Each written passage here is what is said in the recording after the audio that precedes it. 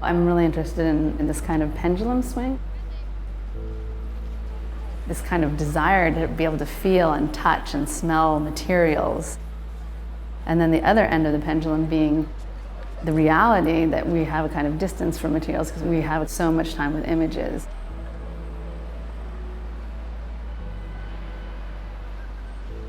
That time with images, I think, is very different than any other time with images that I've known in my lifetime, and I think it's changing radically with each generation. You know, you don't know the authorship of an image when it gets to you. You can manipulate it and you can send it. It's a kind of images as debris. We've learned to read images very quickly.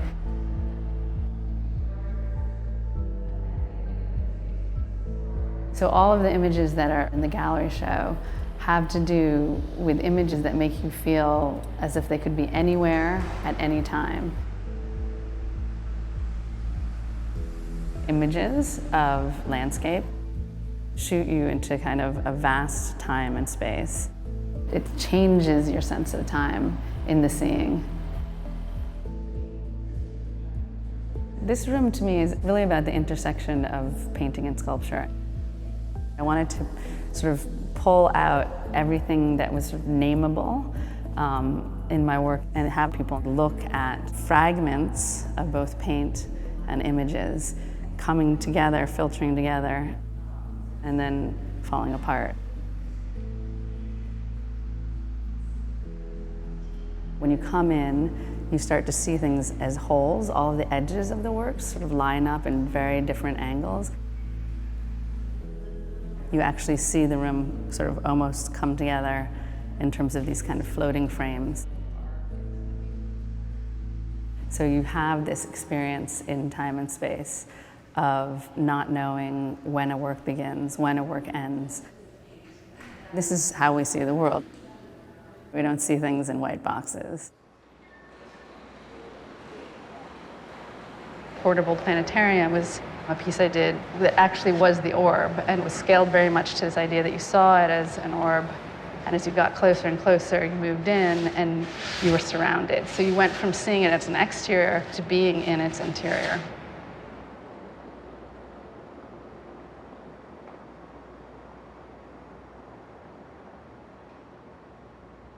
I'll photograph this piece over and over. One of the ideas I had about photography in relationship to the sculpture was that the photographs really become the memory of the piece.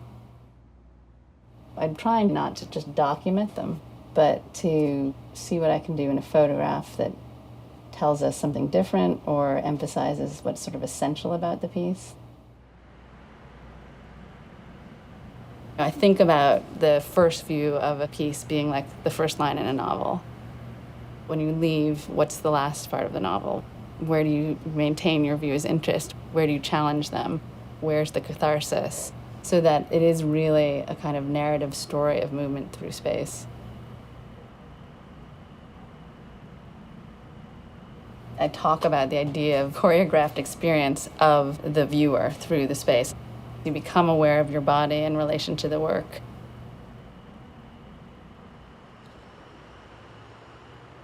One of the ideas from the very beginning in terms of the materials I used was accessibility. A lot of the materials were things that you could get at a dollar store. They're very generic.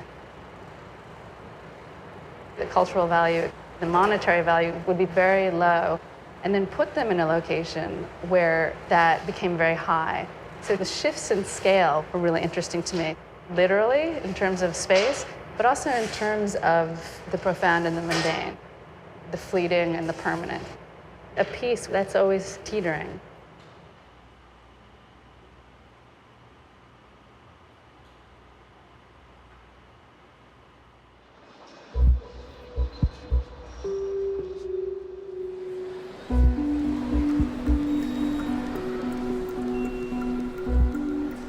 I used very mundane materials to really push at that question of how you imbue value in inanimate objects. People are very careful around the work. There's a sense that any wind could just topple it. That's really the cusp that I'm interested in meeting. where things are right at the point of coming together, but really at this fragile point where you could imagine them falling apart at any time.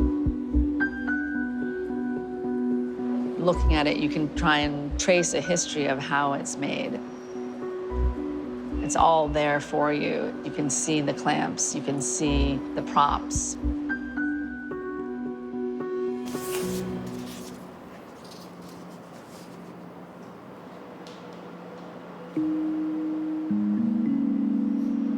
Every artwork is a timekeeper.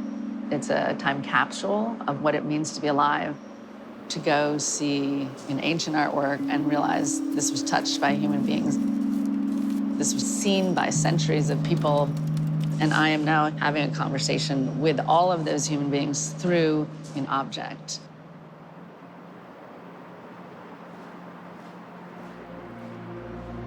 For this show, I wanted to only have paintings bigger than your body. The paintings became portals to interior landscapes. They tell us about how we see inside our heads, how memories are collected, how they're lost, how they are misinterpreted, reinterpreted. There's a longing for interior images because there's so many exterior images that balance has changed. Like in my generation, if you asked me, like, what did you look like as a child? There's like 4 pictures that my parents framed and they put on the wall, and that's what I think I looked like. You know, with my children, there's, a day there's 70 pictures. We have a really different sense of the image.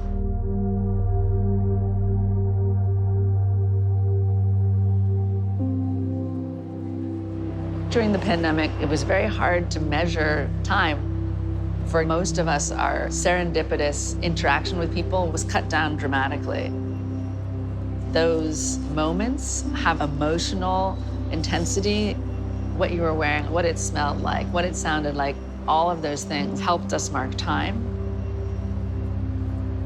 Art can show you how time is marked through motion like no other medium. That's how we as human beings measure time. I think when I'm on my deathbed, I will think emotionally about the timeline of my life. And art is the thing that gives us this way of seeing that.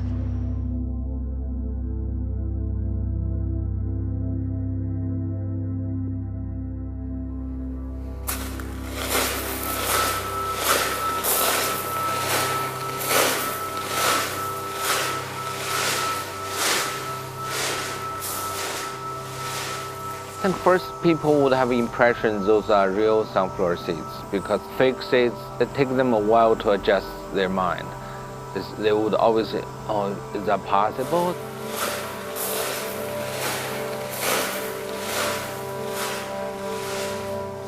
Then they would pick up a few, some even want put in their mouth to try.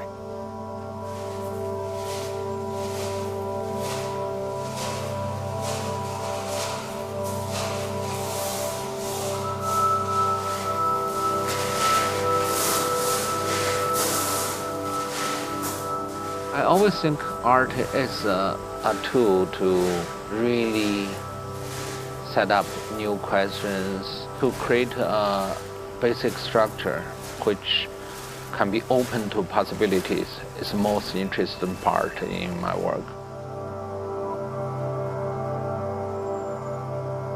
And I want people who doesn't have to understand art to understand what I'm doing. So, yeah.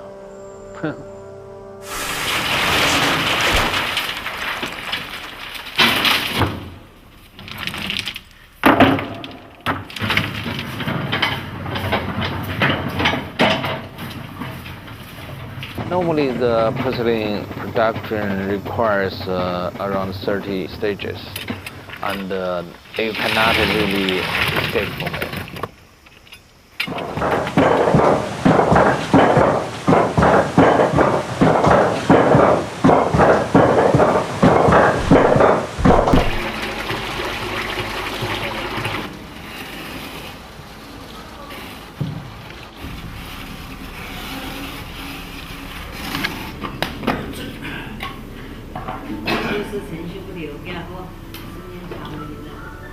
The sunflower seeds are made in a town called Jindezhen.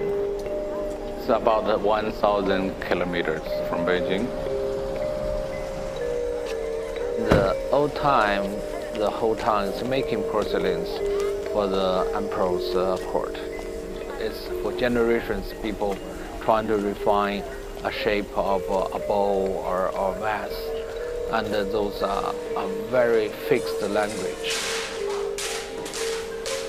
We have been working there for maybe 5-6 years to trying to find out what is the possibility to employ this technique to modern contemporary language.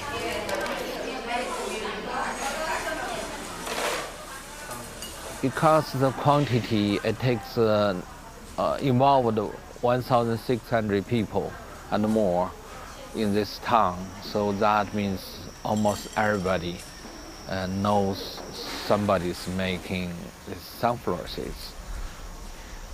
Even the taxi drivers would talk about it, but nobody really understands. If you tell them just for exhibition, nobody understands why you have to accept this.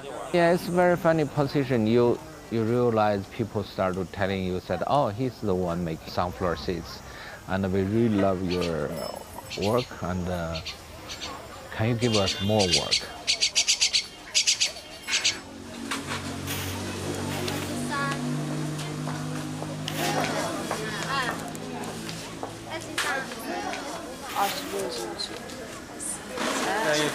愿意，可以吗？好的嘞，多搞点事，我希望我们姐姐解决一下。都下岗没事了。没事。到这里来了，哎呦，梦里。这个基本上都知道市长不反对，市长我们是市长的。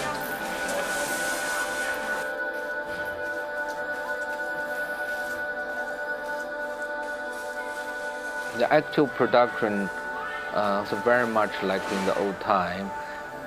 You can have a group of people working together, people, different people taking different procedures.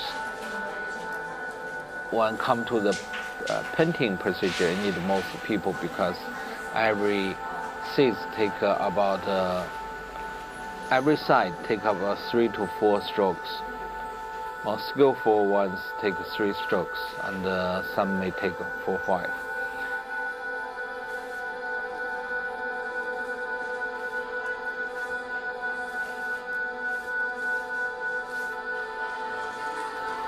Ah, 30多年，10年底了做30多年了。彩绘啊？彩绘。画过毛泽东吧？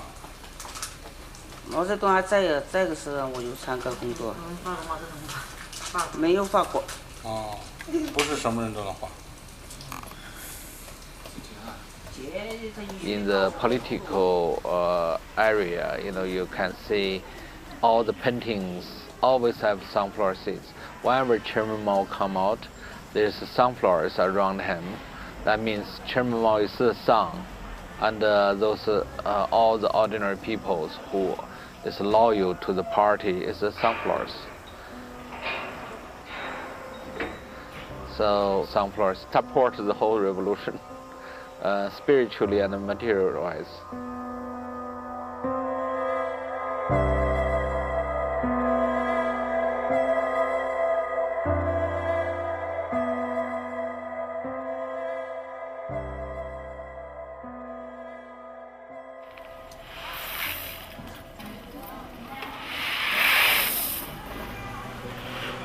谢谢你画了很多瓜子。啊，不用谢，我也赚钱了。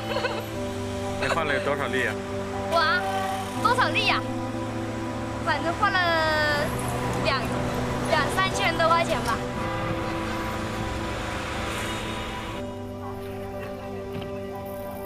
They're all nice people.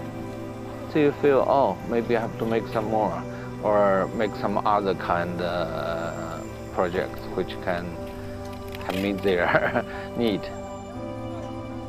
I think the quantity we made for Tate is already beyond imagination, and it's going to be some kind of myth for the history of this town.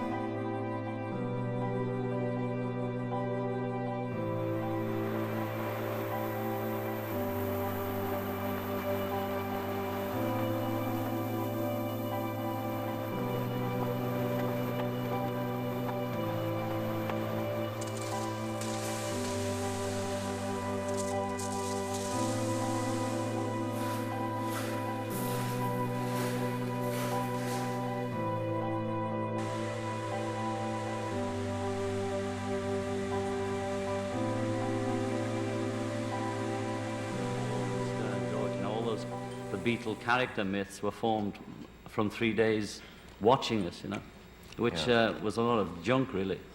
Would you like me to get that for you? No, thank you. Oh.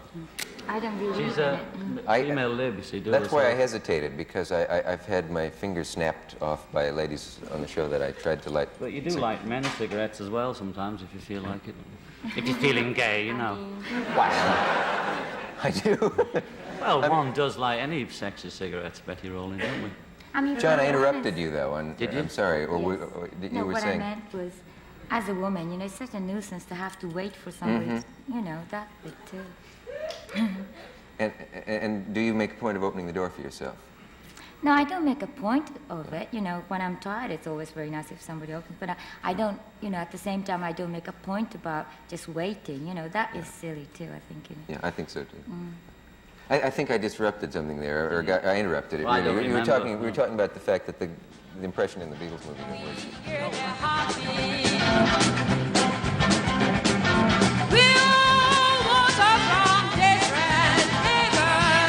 That's why it's so easy to leave. We'll water in this vast, vast ocean. Someday we'll evaporate together.